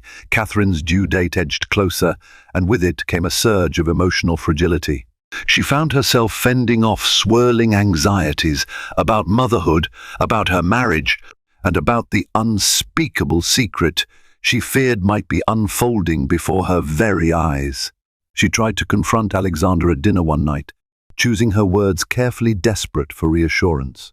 "Alex," she began softly, tracing the rim of her glass of water, "I feel like we're drifting. Is something on your mind?" He looked up from his phone, seemingly startled. "What makes you say that?" "I've just been busy at work. You know how it is," he replied, offering the faintest of smiles. His eyes, however, revealed no warmth. Catherine pressed on, uncertain if she should mention the bracelet receipt or the mysterious late-night texts. But she stopped short, her heart hammered, fearing that speaking the words aloud would make them irrevocably real. She settled instead for a whispered question. "Don't you think we should spend more time together before the baby arrives? Maybe a short trip, just us?" Alexander grimaced slightly. The very thought of stepping away from his swirling entanglements, business deals, his affair seemed like a burden. "We'll have time," he said tersely, returning his attention to his phone as if the conversation had already ended. That night, Catherine wept silently in bed while Alexander dozed off in his office, lulled by spreadsheets and clandestine messages from Anastasia. The future that once promised warmth and familial bliss was turning cold. If only Catherine had known how complicated things were behind the scenes. Days later, an ominous cloud settled over Westbridge Hills, literally and figuratively. A slow-moving storm churned in the Atlantic, threatening to drench the coastline in torrential rain. The local news couldn't stop warning about flash floods and hurricane-force winds. Yet the warnings did little to shift the course of the emotional storm taking shape within the Van Doren circle. For while Catherine was preparing for a baby, Anastasia was preparing to claim what she believed was rightfully hers. She'd grown restless with Alexander's excuses. Why did he refuse to make their relationship public? Why did he keep delaying the big talk about leaving Catherine? The frustration swelled into resentment, and resentment gave birth to bold decisions. Late one evening, she texted Alexander, "Anastasia, we need to talk, face to face. I want answers." But answers were not something Alexander was prepared to give just yet. His business deals were teetering on critical negotiations. A lucrative land development near Charleston was about to net him tens of millions. He needed to maintain focus, to keep his composure. He responded curtly, "Alexander, soon, my star, I promise. Just need to wrap up a few things." Anastasia read the message and felt a swirl of conflicting emotions, hope, anger, longing. She couldn't shake the feeling that she was being strung along. Perhaps it was time to make Alexander see that she wasn't a mere accessory. Maybe she should make a bold appearance at the Van Doren mansion or confront him at his office. But would that risk losing him entirely? Fear and determination wrestled in her mind. Meanwhile, Catherine found herself alone in the mansion more often. She tried to distract herself by tidying the nursery, a serene space painted in soft green, with a crib made from the finest wood. But emptiness lingered in every corner of that grand house. She quietly decided that if Alexander wouldn't share his burdens with her, she'd uncover the truth on her own. Little did any of them realize that the approaching literal storm was merely a harbinger of the chaos and heartbreak that awaited. Catherine's birthday arrived on a day marked by incessant rainfall. Wind whipped the trees in the Van Doren estate's expansive garden, scattering leaves across the marble driveway. The storm had intensified overnight, and the weather mirrored Catherine's inner turmoil. She'd never been one to demand grand gestures or expensive gifts. A simple, heartfelt acknowledgement would have sufficed. In years past, Alexander would lavish her with roses, jewelry, or romantic dinners in five-star restaurants. They would dance, laugh, and talk about their shared dreams. Yet this year, as the sun struggled to break through the storm clouds, there was no sign of Alexander. Not even a text message. Catherine rose early, heart fluttering with a faint optimism. Perhaps he planned a surprise? She had to allow him that benefit of the doubt. She showered, dressed in a loose, comfortable sweater that stretched over her pregnant belly, and tiptoed downstairs. The house was silent, echoing her hopes back to her in empty hushes. By mid-morning, her phone remained quiet. No calls, no texts, just the relentless pounding of the rain on the windows. She sipped tea alone in the spacious living room, trying not to let her tears overflow. The day dragged on, each hour a cruel reminder that the man she loved was too lost in his own world to remember something as simple as her birthday. And where was Alexander? He was in an upscale penthouse suite downtown, far from the prying eyes of Westbridge Hills. A last-minute business conference call had turned into a celebratory lunch with potential investors. And that lunch turned into an impromptu dinner. Throughout it all, he was accompanied by Anastasia. She'd demanded a face-to-face meeting to discuss their future, and Alexander, hoping to placate her, invited her to the city under the guise of business. In the plush intimacy of that penthouse, they shared whispered confidences and sipped champagne. Anastasia prodded him about the timeline for his divorce, pressing harder than she ever had before. Her green eyes burned with resolve. "You keep saying you'll leave Catherine. You said you'd do it before the baby arrived, so we could start our life. But time's running out, Alexander." He swallowed hard, scanning the room as if searching for an exit. "Things are complicated, Anna." "You know that," he said, employing the gentle tone he used whenever he tried to calm her. "Once this business deal closes, I'll make the final move, I promise." Thunder rumbled in the distance, lightning splitting the sky. A flicker of guilt surfaced in Alexander's eyes, but he quickly suppressed it. His phone buzzed on the coffee table, but he ignored it. He was too ensnared by Anastasia's allure, too intoxicated by the escape she provided. He never once glanced at the date or realized its importance. Even as night fell, Catherine's phone remained silent of any birthday wishes from her husband. Alone in a darkened living room, the storm raging outside her windows, she made a promise to herself after the baby was born. She would confront Alexander directly. No more doubts or uncertainties. She wanted the truth, whether it shattered her heart or not. For Alexander, this single oversight for getting his pregnant wife's birthday would prove to be the first domino in a cascade of devastating consequences. The morning after Catherine's forgotten birthday, the storm had finally abated, but the atmosphere within the Van Doren mansion remained suffused with tension. Catherine woke up feeling numb. She hadn't slept well. Every time she closed her eyes, memories of happier birthdays flooded her consciousness. She remembered how Alexander once surprised her with a hot air balloon ride, how he serenaded her on a whim. Now, that seemed like another lifetime. She mustered the courage to confront him, but found the master bedroom empty. In his usual spot on the nightstand, Alexander's phone was missing. So was he. Instead, she found a terse note, "Had an early meeting. Don't wait up." The words stung like a slap to the face. Her birthday gone, unacknowledged. She wondered if he even remembered now. By noon, Catherine decided she could no longer ignore her suspicions. She needed proof, solid evidence of Alexander's infidelity. Gathering her resolve, she went to his home office. It was a spacious room, lined with dark wooden shelves and encyclopedias of business strategies, with a large mahogany desk dominating the center. In that desk was a locked drawer she'd seen him open a few times, always discreetly. Her heart pounded as she rifled through his keys until she found the small one that fit. The drawer clicked open to reveal a stack of documents. Nestled among them was a small black journal with handwritten notes and receipts tucked into the pages. She flipped through quickly, eyes widening at what she saw, travel itineraries to luxury hotels. She had never stayed in with him. Designer shopping receipts for items far too intimate to be for business associates. And pictures.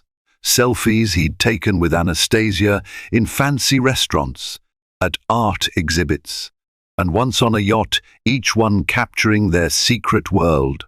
Catherine's breath caught in her throat as she studied the woman in the photos. Anastasia was stunning everything. Catherine had once been, perhaps. But it wasn't just jealousy that roiled in Catherine's gut. It was betrayal, heartbreak, and a fierce determination. She now had confirmation of her husband's double life. Tears filled her eyes, but she refused to let them fall. Not yet. Footsteps in the hallway jolted her, and she hastily shoved everything back into the drawer, locking it. She could barely compose herself when Alexander walked in, a troubled expression on his face. "Kath, what are you doing in here?" he asked, noticing her tremor. She closed her eyes, took a shaky breath, and turned to face him.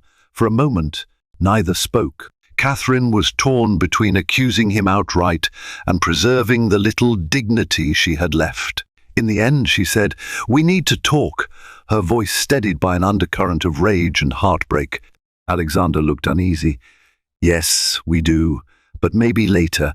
I have important calls." "Important calls?" she echoed, her voice edged with anger. "What about my birthday, Alexander? Or does that not matter anymore?" He seemed genuinely startled, a flash of realization crossing his face. "Catherine, I'm sorry. It slipped my mind with all the chaos at work. She held up a hand, cutting him off. "Don't. Just don't." "We'll talk tonight," she said, her voice quivering with hurt, but also steeled by knowledge.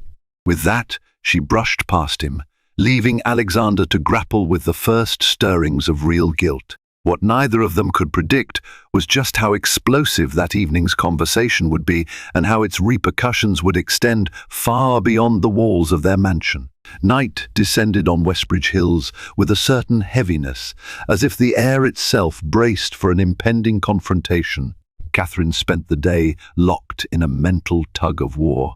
Her heart wept for the marriage she once had, yet her mind screamed for answers, resolution, no matter how painful it might be. By the time Alexander returned home, she was waiting in the living room, perched on the edge of the couch like a sentinel. The room was awash in the dim glow of a single lamp, casting dramatic shadows on the walls. Catherine's expression was resolute, her posture poised. "We talk now," she said firmly the moment he stepped inside. Alexander set down his briefcase and loosened his tie, looking as though he'd rather be anywhere else. But there was no escaping. Not this time. Catherine wasted no time. She retrieved the stack of incriminating documents and photographs from the desk drawer, laying them out on the coffee table like evidence in a courtroom. "Do you want to explain these?" she asked, her voice heartbreakingly calm. Alexander froze, color draining from his face. He glanced at the images of him and Anastasia, the receipts, the notes scrawled in the little black journal. Lies dangled on the tip of his tongue, but he could no longer pretend. "Catherine, who is she?" Catherine's voice cracked, just enough to reveal her underlying pain. He ran a hand through his hair, pacing the room. "Her name is Anastasia Pierce. We met some months ago." It was never supposed to go this far. Catherine's eyes glistened with tears she fought to hold back. "But it did. And you chose her over your own wife, your pregnant wife. Why, Alexander?" She waited, but no meaningful excuse came. "Have you even considered the stress you're putting on me, on our child?" Alexander pinched the bridge of his nose, shame mingling with frustration. "Catherine, I'm sorry. My life. It felt like it was missing something. I couldn't control it. Everything just spiraled. Missing something," Catherine repeated, her voice choked with emotion. "We built a life together, and I'm carrying your child. And you say you're missing something?" He had no answer that would satisfy her. The room reverberated with silence until Catherine finally spoke again. "You need to decide, Alexander. I'm not going to share you with anyone. If you want this marriage, if you want to be a father, you have to cut her out of your life. Completely." Alexander stared at the floor, weighed down by 1,000 unspoken fears. He thought of Anastasia's piercing green eyes, her effervescent laughter, the sense of forbidden freedom she awakened in him. But he also thought of Catherine's steady heart, her unwavering love, and the unborn child he had a duty to protect. The decision was monstrous, yet also straightforward. Family or mistress? "I need time," he whispered finally, afraid to look Catherine in the eye. "You have until tomorrow," she said, not unkindly. "Otherwise, I'll do what I have to do for myself. And for this baby. Alexander nodded, the gravity of her words crashing over him. He turned away, unable to face the devastation etched on her features.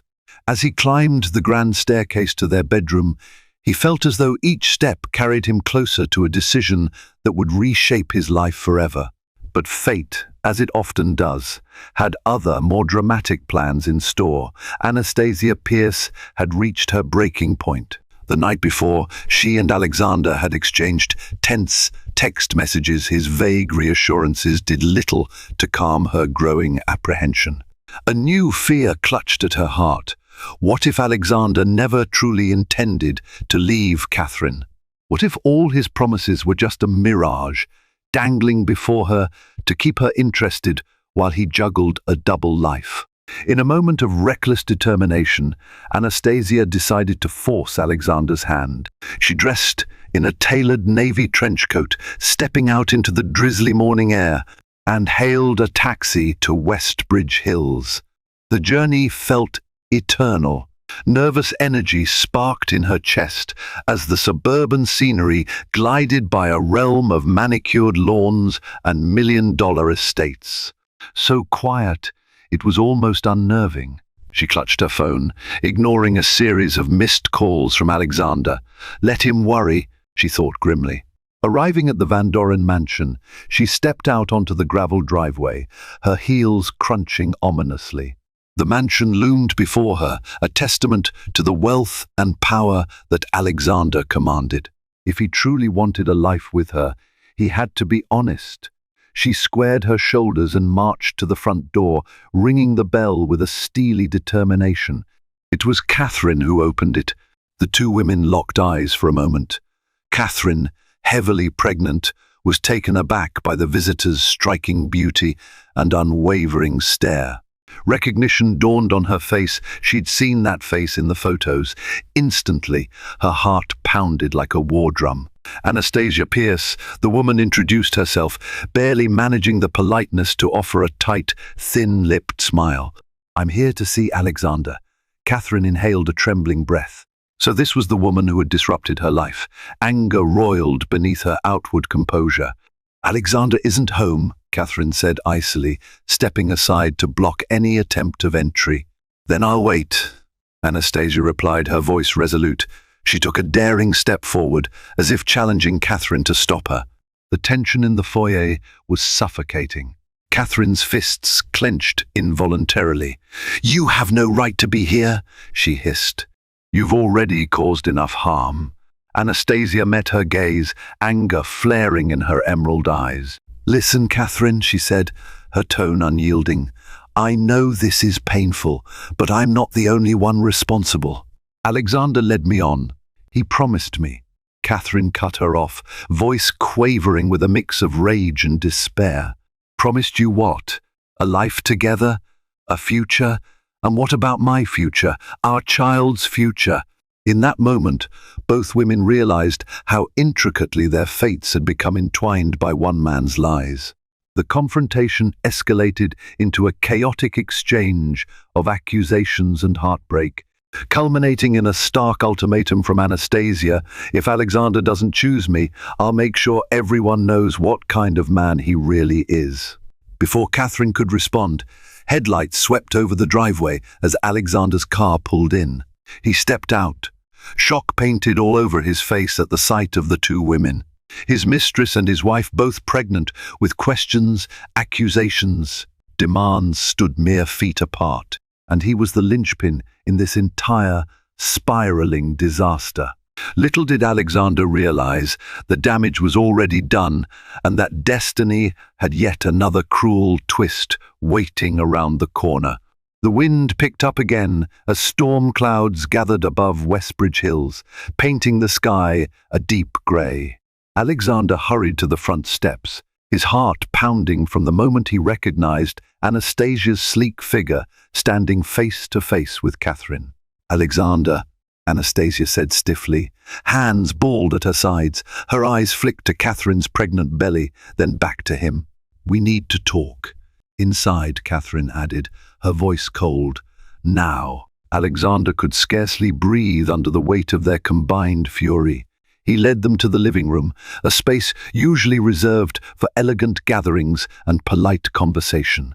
Today, it felt like the stage for a tragic showdown. The air crackled with tension as they stood in a triangle, Catherine by the grand piano, Anastasia near the fireplace, and Alexander between them, his expression etched with desperation. He turned to Anastasia first. "What are you doing here? This is my home. You can't just—" She cut him off with a raised hand. "Don't you dare scold me. You've been avoiding me, dodging my questions. You promised me a life, a future. I deserve an explanation." Catherine's gaze was laser-focused on Alexander. "So it's true. She came to stake her claim in our home, Alexander." Her voice trembled with unmasked hurt. "Did you even think about what this would do to me? To your child?" Alexander's head swiveled from one to the other, panic shining in his eyes. "Catherine, Anastasia, this got out of control. I never wanted to hurt either of you. Yet here we are." Anastasia fired back. "Stop pretending you're some helpless bystander. You orchestrated this. You promised me a fresh start, and now you're looking at me like I'm a stranger." Silence smothered the room. Catherine found her breath uneven, anxiety pressing down on her like a vise. She spoke slowly, trying to maintain composure. "You told me last night you needed time. Well, time's up. Choose now, Alexander. Tell her to leave and cut ties for good, or we're done." The ultimatum hung in the air, a loaded gun aimed at the fragile life he'd built. Alexander looked at Anastasia, whose jaw was set in defiance. Then he turned to Catherine, her eyes dark with betrayal, one hand protectively resting on her belly. A swirl of images raced through his mind. The vow he'd taken with Catherine, the child that was mere weeks away from coming into the world, the nights of stolen passion with Anastasia, the promises he'd made in whispered hushes. His throat felt dry as desert sand. He paused, swallowed. "I choose Catherine. This is my family. I can't abandon my wife and our baby." Anastasia recoiled as though slapped. "You're making a mistake," she said, voice shaking. "You told me you were unhappy, that you wanted out." Alexander closed his eyes. Maybe I said things in the heat of the moment, but it's over. We're done, Anastasia." Tears welled in Anastasia's eyes. Part of her had expected this answer, but hearing it aloud shattered her illusions. She shot Catherine a look that was equal parts fury and sorrow. "You think you've won?" she said in a voice strangled by heartbreak. "He'll do it again. Men like Alexander never change." With that, she spun on her heel and headed for the door, leaving Alexander and Catherine in the hush of aftermath. But even as the door slammed shut, Catherine could not find relief. Instead, a deep, unsettling dread settled in her chest. Something in Anastasia's parting words, in her aura of steely resolve, warned that this was far from over. In the days that followed, Alexander tried to make amends, but Catherine's trust had been severely eroded. She went through the motions, allowing him to accompany her to doctor appointments, letting him place a comforting hand on her shoulder, but he could sense the emotional chasm that now divided them. The staff at the mansion tried to maintain a veneer of normalcy, but whispers circulated. Servants exchanged nervous glances. The air felt fraught with unspoken truths and dangerous secrets. For Alexander, guilt was a relentless spectre. He took extended leaves from his work, passing off responsibilities to his junior partners so he could focus on repairing his marriage. But whenever Catherine caught him texting on his phone, her face would darken, consumed by the bitter memory of his betrayal. Sensing her suspicion, Alexander tried to distance himself from anything that might link him back to Anastasia. He blocked her number, deleted their photos, and tried to bury every trace of her existence.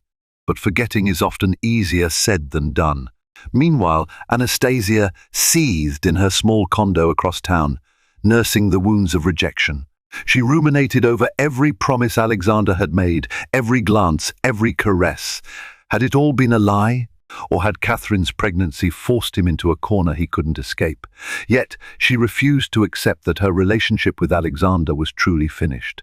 She told herself that men like him rarely stayed in the straight and narrow for long. All she needed was a moment, a single slip-up, to wedge herself back into his life, or at least to exact some measure of revenge for the heartbreak. On a particularly sleepless night, she scrolled through her phone, pausing at a saved voicemail from Alexander, left weeks ago. His voice was low, seductive, sweet as honey. "You're my shining star, Anna. I can't wait to build the life we've been dreaming about." She replayed it several times, tears of rage blurring her vision. Finally, with trembling fingers, she forwarded the voicemail to Catherine's email address, found on the Van Doren Foundation's official website. No note, no explanation, just raw evidence of Alexander's duplicity. Let Catherine decide how to interpret it. When Catherine woke the next morning, she found the voicemail in her inbox. Listening to it felt like ripping open barely healed wounds. She stared at her phone in disbelief, the numbness giving way to anger. Alexander was still asleep beside her, oblivious to her discovery. She wanted to wake him, to scream, to demand why he had ever said those words. But she fought the urge. Instead, she slipped out of bed and walked to the nursery. The pastel walls, the mobile gently spinning over the crib, all reminded her of what was at stake, her baby's future. Sighing, she sank into the rocking chair, the phone screen casting a pale glow in the dim morning light. She was tired physically, emotionally, spiritually, tired of feeling powerless. A plan began to form in her mind. If Alexander had indeed ended things, then Anastasia's meddling might be an act of desperation. But if he was lying, Catherine intended to find out. No more half measures. She was determined to lay this entire mess bare, consequences be damned. A new storm system rolled over the coast, lightning slicing the sky in eerie flashes. The thunder echoed like a premonition of chaos yet to come.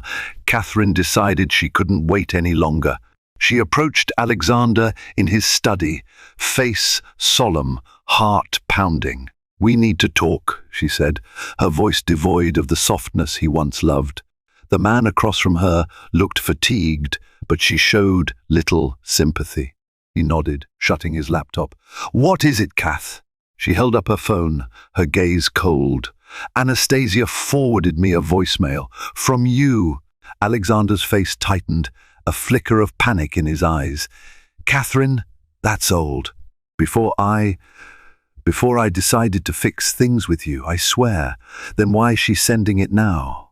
Catherine demanded, forcing her rising anger down. "Are you still in contact?" "No," he said firmly. "I told you. I ended it. She won't leave me alone. She's upset." Catherine wanted to believe him, but trust had become a fragile concept in her life. "I'm giving you one chance to prove you're telling the truth," she said. "Meet with Anastasia face to face. Make it clear, once and for all, that she has no place in our lives. That might be the only way she'll stop harassing us." Alexander swallowed hard. He imagined Anastasia's pleading eyes, the swirl of unspoken sorrow between them. But Catherine was right. There was no other way to end this cleanly. "Fine," he said, his voice tinged with resignation. "I'll do it. On one condition, you come with me. Let there be no confusion." Catherine paused. The idea of confronting her husband's mistress again filled her with dread, but perhaps this was the closure they needed. "All right," she agreed quietly. "We'll do it together." That evening, a meeting was arranged at a neutral location, a private lounge in a boutique hotel. Downtown, quiet enough for discreet conversation. Rain hammered against the windows as the trio converged. Anastasia arrived first, nursing a glass of wine at a corner table. Catherine and Alexander appeared moments later, side by side but maintaining a formal distance. Alexander wasted no time. "Anna," he said tightly. "This needs to end. We're done. I'm choosing my family." Anastasia's eyes flickered with wounded pride. She made a visible effort to remain composed, though her voice quivered. "Are you sure, Alex? After everything we shared?" Catherine stiffened, her arms crossed. "He's sure," she cut in, refusing to be intimidated. "We both are." The lounge was nearly empty, their voices resonating with a tense intimacy. Anastasia inhaled sharply, as if grappling with her next words. "Fine," she said, forcing a shrug. "But I didn't come here to beg. I came to warn you. If you think I'm going to disappear quietly, you're mistaken." Lightning illuminated the windows, revealing streaks of rain that smeared the night sky. Catherine's heart hammered. "What are you talking about?" Anastasia leaned forward, her green eyes narrowing. "Alexander promised me more than just sweet words. He made business deals in my name, gave me insider information. It's all documented, Catherine. I could ruin him or your precious Van Doren name if I wanted to." Alexander paled. "Anna, you wouldn't," he whispered, realizing the depth of the betrayal he'd enabled. A bitter smile tugged at Anastasia's lips. "Don't corner a wounded animal, darling. You never know how vicious it might become." The flash of lightning outside was blinding, followed by a crack of thunder so loud it rattled the chandelier overhead. In that moment, all pretense of civility shattered, and Catherine realized that the storms raging within their lives were far from over. The next morning brought a jarring sense of urgency. Catherine woke early, anxiety dancing across her heart. She paced the corridors of the Van Doren mansion, imagining the headlines if Anastasia unleashed her secrets. Alexander's shady dealings might become a public spectacle, and their child would be born into a maelstrom of scandal.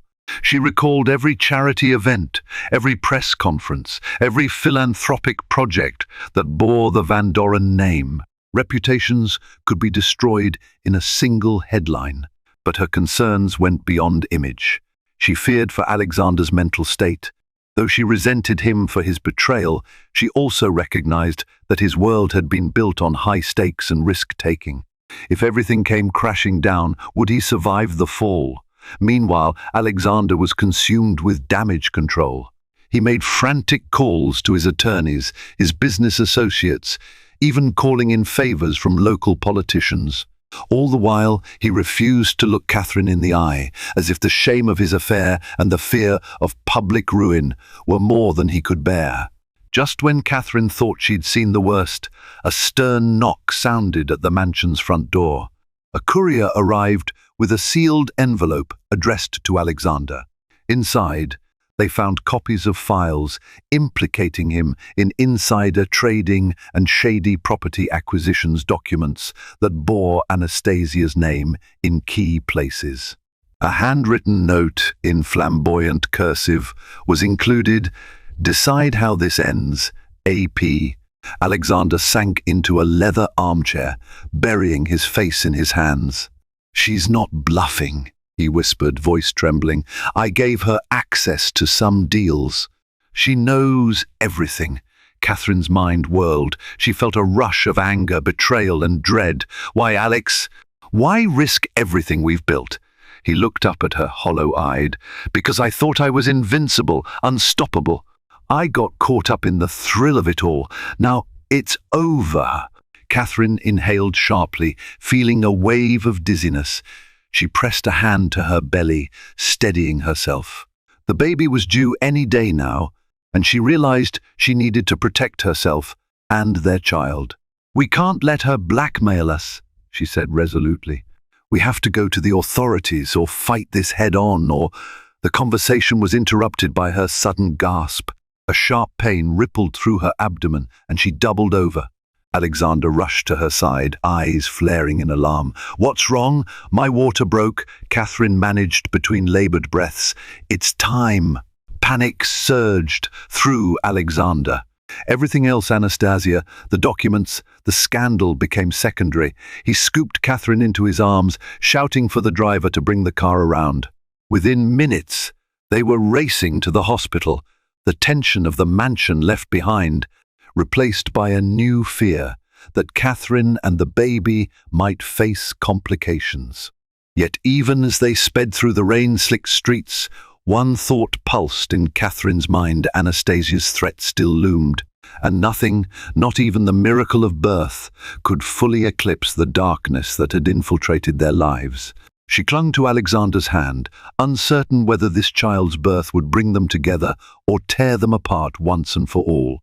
The drive to Westbridge Hills Medical Center felt like a fever dream for Catherine. Every bump in the road sent a jolt of pain through her abdomen, and the contractions were coming fast, each wave sharper than the last. Alexander gripped the steering wheel with knuckles turned white, adrenaline coursing through his veins.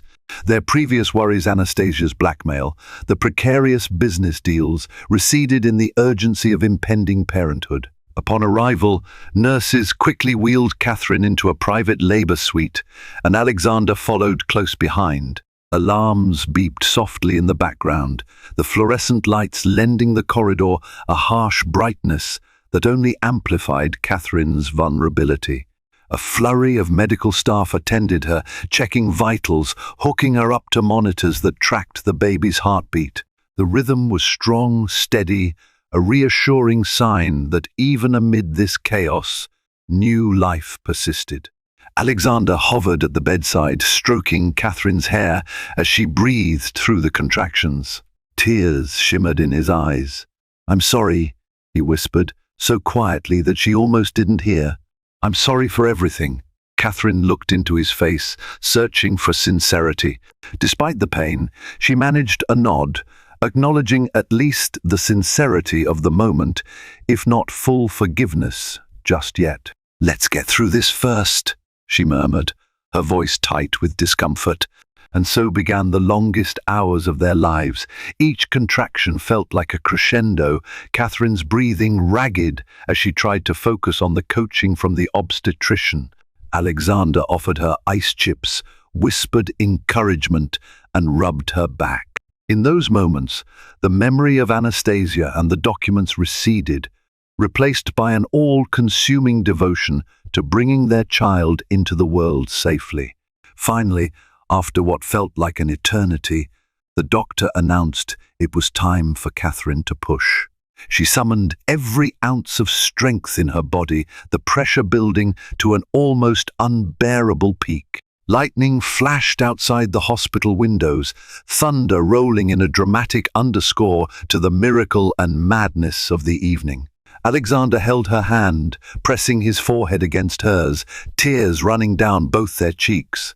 One final push, and the room filled with the piercing cry of a newborn. Catherine collapsed back against the pillows, gasping. The world slowed as a nurse carefully wrapped the tiny, squirming infant in a soft blanket, then placed the baby in Catherine's arms. "It's a girl," the nurse announced, smiling warmly. The baby's cries softened as she felt her mother's warmth and her father's trembling hand gently stroking her cheek. In that moment, Catherine and Alexander locked eyes. A silent understanding passed between them, a recognition that, despite the betrayals and lies, they had created something precious. For the first time in months, hope flickered in Catherine's chest, even if it was fragile and overshadowed by the storms awaiting them outside the hospital walls. For a brief time, the world paused. Friends and family, those who hadn't already distanced themselves, sent congratulations. Nurses praised the baby's health. The newborn slept peacefully in a bassinet beside Catherine's bed, and Alexander found himself watching in awe, as if seeing true beauty for the first time. But reality waited, patient and unrelenting. On the second day of Catherine's hospital stay, Alexander stepped out to take a call from his lawyer. It was confirmed. Anastasia had indeed sent copies of incriminating documents to various media outlets, all set to publish unless Alexander met her demands. She wanted a substantial sum of money enough to set her up for life, and a public apology that admitted no wrongdoing on her part but tarnished his own credibility. Alexander felt the walls closing in. He could pay her off, but it wouldn't end the speculation or the rumors. Worse, it would deplete his liquidity at a critical moment, possibly sabotaging the Charleston development deal. On the other hand, if he refused, he risked being charged with insider trading, an offense that could ruin him financially and legally. His mind reeled as he stared at the sterile hospital corridor, where the faint smell of antiseptic mingled with his own cold sweat. Returning to Catherine's side, he found her resting, the baby swaddled in her arms. He hesitated, torn between burdening her and wanting to share the weight. Guilt gnawed at him. Eventually, he told her everything. Catherine's first reaction was shock, followed swiftly by anger. But as she looked down at her sleeping daughter, a fierce, protective instinct overshadowed all else. "We can't let her destroy this family," she said firmly. "You need to fight back, but do it the right way." Alexander nodded, tears threatening to betray his composure. "I don't know how," he admitted. "The law is on her side if she has proof." Catherine set her jaw. "Then we need to find proof that she manipulated you too. Something that shows she isn't an innocent victim. Doesn't she have any skeletons in her closet?" A spark of possibility flickered in Alexander's eyes. Anastasia had once boasted about bending rules in her art curation business, forging documents to smuggle rare artifacts. Could that be leveraged? He wasn't sure. Still, the notion of exposing Anastasia's wrongdoing carried its own risks and moral dilemmas. Desperate times call for desperate measures. Alexander reached out to an old acquaintance, Daniel Remington, a tech-savvy investor who owed him a favor from their early days in real estate. Daniel was known for keeping hush-hush about grey area tasks, often skirting legal lines to get what he needed. Alexander felt a wave of distaste for resorting to such alliances, but the alternative was ruin.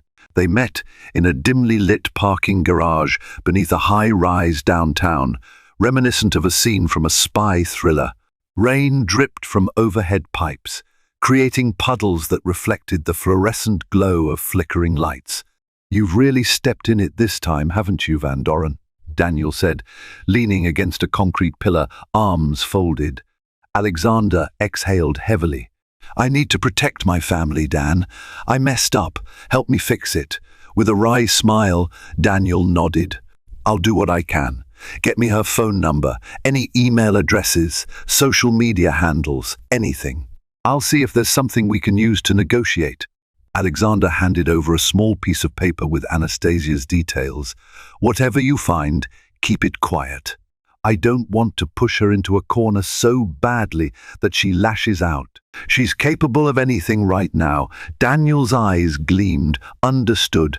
Back at the mansion, Catherine sat in the nursery, feeding their daughter, whom they had named Elizabeth Grace Van Doren. The baby was a marvel, a tiny bundle of innocence and potential. Every coo and yawn tugged at Catherine's heart, reminding her of the life she wanted to protect, a life free from the shadow of scandal and betrayal. Alexander paced the hallway, phone in hand, awaiting Daniel's call. Eventually, it came. Daniel's voice crackled through the line. "I've found something." Anastasia had some questionable dealings with a private collector overseas. There might be grounds for accusing her of fraud or smuggling. The details are fuzzy, but the mere threat of exposing this might make her back off. Relief coursed through Alexander, though it was tainted by the bitterness of how low he was willing to sink. "All right, draft a statement. Send it to her. Make it clear that if she releases anything about me, I'll release what you found about her. Let's see if she calls our bluff." An uneasy truce settled over the Van Doren household as they waited for Anastasia's response. Days dragged on without any new media reports or blackmail messages. Catherine clung to hope, her focus shifting to Elizabeth's well-being. She began to imagine a future, maybe a smaller house, a calmer life. She'd even considered renting an apartment somewhere far away if the scandal erupted, determined to shield Elizabeth from the fallout. One afternoon, Catherine was in the living room, rocking Elizabeth in her arms while Alexander scrolled nervously through emails. Suddenly his phone buzzed. A message from Anastasia flashed across the screen. "You think you've outsmarted me? I'm not giving up that easily. Let's negotiate." Alexander glanced at Catherine. She nodded, silently urging him to handle the situation carefully. Responding promptly, Alexander typed, "We both have damaging information. Let's end this without mutual destruction. What do you want?" A minute passed, felt like an eternity before Anastasia's next message arrived. A sum of money. Enough to cover damages and lost opportunities. "Once I have it, I disappear. No more threats." Bile rose in Alexander's throat. He typed through gritted teeth, "Where and when?" She shot back a location, a chic cafe in the city, and a time, tomorrow afternoon. Alexander's mind churned. Meeting in public reduced the risk of confrontation, but it also meant there'd be watchful eyes. He'd have to be cautious. Catherine insisted on coming along, but Alexander shook his head. "We can't risk that. If we push her too hard, she might become vindictive again." Reluctantly, Catherine agreed, but she insisted on a safeguard. Alexander would wear a small recording device, courtesy of Daniel's connections, to capture any incriminating admissions. If Anastasia tried to renege or twist the agreement, they'd have tangible evidence to protect themselves. The next day arrived, overcast and drizzling. Alexander parked a few blocks from the cafe, briefcase in hand. Inside the case was a fraction of the money Anastasia demanded, with a promise of the rest to be wired to an account once she confirmed the destruction of all incriminating documents. Daniel lurked in a nearby car, ready to call the police if things went sideways. Alexander's heart hammered as he stepped inside. Anastasia was seated in a corner booth, wearing large sunglasses despite the grey day. She signaled him over, her smile a precarious blend of regret and defiance. "Busy day?" she asked, voice dripping with irony. Alexander ignored the small talk and placed the briefcase on the table. "Here's your partial payment. You'll get the rest when I have proof you've deleted every file and retracted every statement." Anastasia removed her sunglasses, revealing reddened eyes that hinted at sleepless nights. "You really believe I wanted it to come to this, Alexander? I loved you." A pang of something, guilt, pity, flickered across his face. "We both made mistakes, but you went too far, Anna. Blackmail isn't love." She sighed, tears threatening but never quite falling. "I just wanted the life you promised. Everything else was me lashing out." He slid a small flash drive across the table. "This contains evidence of your dealings abroad. Let this serve as a reminder not to cross me again." Her gaze hardened, and for a moment Alexander wondered if she might cause a scene. Instead, she took the flash drive, exhaling sharply. "Fine, I'll wipe the files, retract my leaks. But if you ever breathe a word about my dealings, I'll have my own backup plan. Do we understand each other?" Alexander nodded.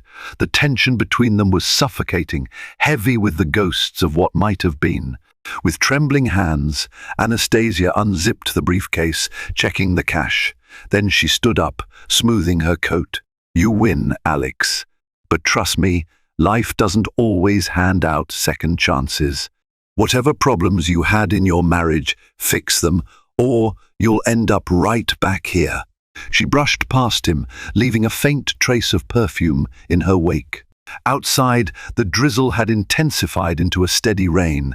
Alexander watched her disappear into the grey cityscape, a swirl of emotions too tangled to name.